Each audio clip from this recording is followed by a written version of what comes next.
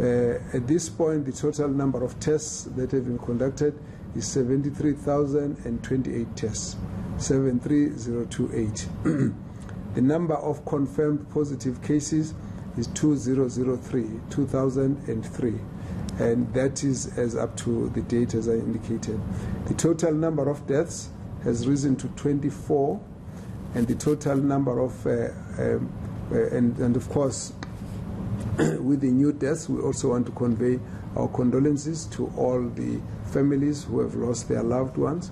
We also want to convey our appreciation to the staff who have dedicated their services to caring for all our people, and we want to say that their efforts to help and save our nation will always be appreciated, and they will actually, they are always in our thoughts and prayers, and we want to appeal to society in general to continuously give support to the health professionals who are sitting there and are in the forefront of fighting this pandemic. It's a huge pandemic.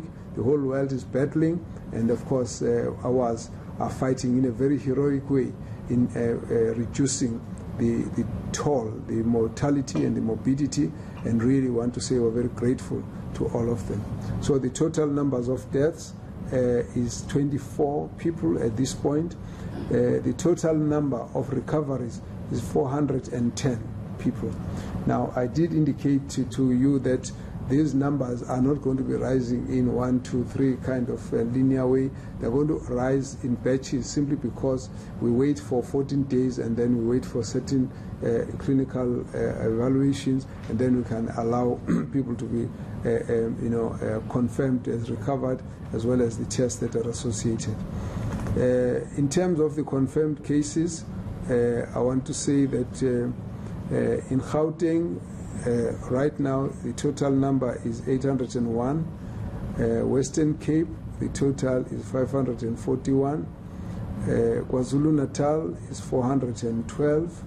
In the Free State, it's 94. In the Eastern Cape, it's 68. In Limpopo, it's 24.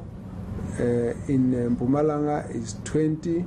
In the Northwest, it's 18. In Northern Cape, it's 15. We've still got 10 that are unallocated that we will clear as the day goes. So that's the kind of number that we've got. In relation to deaths, I'll give you the numbers as follows. In Gauteng, we have had 3 deaths. In Western Cape, we've had 6 deaths. KwaZulu-Natal, we've had 12 deaths. In the Free State, we've got 3 deaths. Then the rest of the provinces have no deaths. I do want to explain something here which I think is relevant, although it doesn't change our numbers. You will notice that of most of the people that have reported having passed away, the numbers, I would say 2 of them were, one was 48 and one was 46. Those are the youngest so far.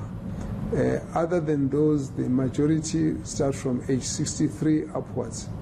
Now, in most of them, there is a recorded concomitant diseases. Now, in other words, these are diseases that pre-existed before the person was actually infected with COVID-19.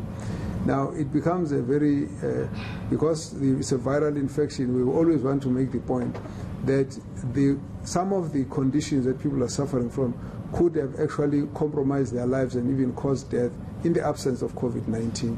But once you've got COVID-19, even if you could have, the real cause might have been the underlying disease, we will just record it as such simply because we are pointing out at the fact that there is a correlation with pre-existing disease and an infection with COVID. So that what happens is that once you've now got COVID-19, we know that that complicates the lives, as it were. The one patient we spoke about at stage 4 of prostate cancer, that meant that such a patient could have passed away any time.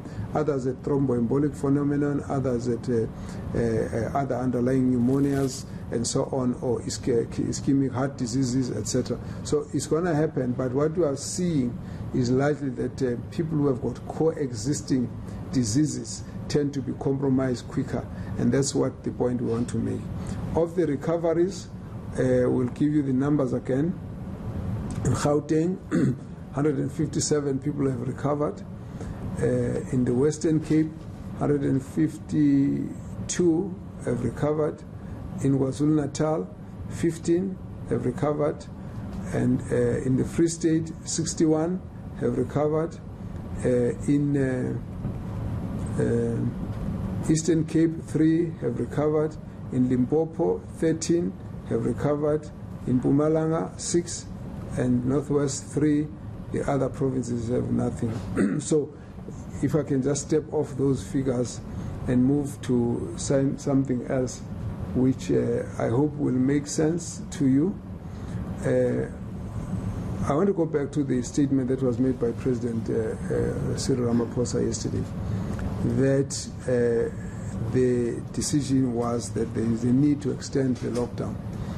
And I think it's important for people to know that there's a lot of support for the decision, and the scientific basis for it is very, very sound, and we are very, very happy that President has been able to lead us in the way that he has. And we also want to thank President, the Cabinet, the National Coronavirus Command Council, and all the professionals and all the health workers, the policy makers in the various provinces, the research scientific communities, particularly those who advise us, as well as the South Africans in general, because this is collaborative work. We did say that to defeat COVID-19 is no longer an issue of a nurse and a doctor. It's actually about society actually going into a combat zone and fighting this infection. I do want to say that at this point, the indications we have, as President has indicated, are very promising, but we did say before that whilst we see some very promising elements in the response, it's still too early. And therefore, if there's any turn in the events, in the outbreak, we may not have much other warning. So I think it's important for us to keep remembering that we are still traversing through a storm that's gathering, and the storm is not over. However, if we can see that the storm is delaying, I think we need to point out to our people that we can see that the storm is delaying. It still hasn't dissipated. It's just delaying a little bit, and therefore we must know that we can't be complacent. We have to move on.